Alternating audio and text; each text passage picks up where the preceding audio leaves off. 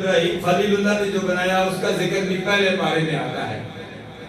اسی طرح حضرت عبداللہ ابن زبیر نے بنایا اور حجاج بن یوسف نے بنایا. اب جو خانہ کعبہ ہے یہ حجاج بن یوسف کا بنا ہوا ہے.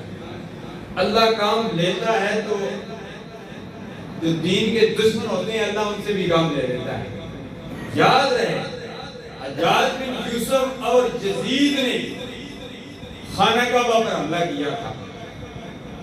کیسے؟ خانہ کعبہ کا غلاف بھی جل گیا تھا. حجاج بن یوسف نے عبداللہ بن زبیر کو شہید کرنے کے لیے حملہ کیا، لیکن عبداللہ بن زبیر نے خانہ کعبہ تعمیر کیا. پہلے انہوں نے تعمیر کیا، اس کے بعد حجاج بن یوسف نے تعمیر کیا. اللہ جب کام لیتا ہے دین کے تو دشمنوں سے بھی لے لیتا ہے. اب حجاج بن یوسف کا خانہ کعبہ بنا ہوا. اور یہ بھی یاد رہے خانہ کعبہ میں جو حتیم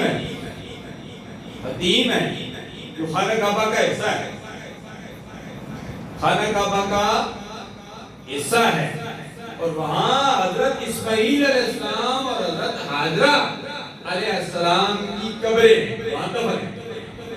اور جہاں ہم طواف کرتے ہیں خانہ کعبہ کا ارد گرد 400 انبیاء کرام کے مزارات ہیں، یعنی وہاں آرام فرما رہے ہیں. وہاں حضرت اسماعیل نبی اللہ، حضرت حاجرہ رضی اللہ تعالی عنہ کا مزار بھی وہیں. میں سامنے محمد بلال عطار قاضی کو دیکھ رہا ہوں، یہ بھی دعوت اسلامی کے مبلغ بھی اور عالم بھی ہے، فاضل بھی ہے الحمدللہ. کراچی سے پڑھ کے ہے. اللہ مزید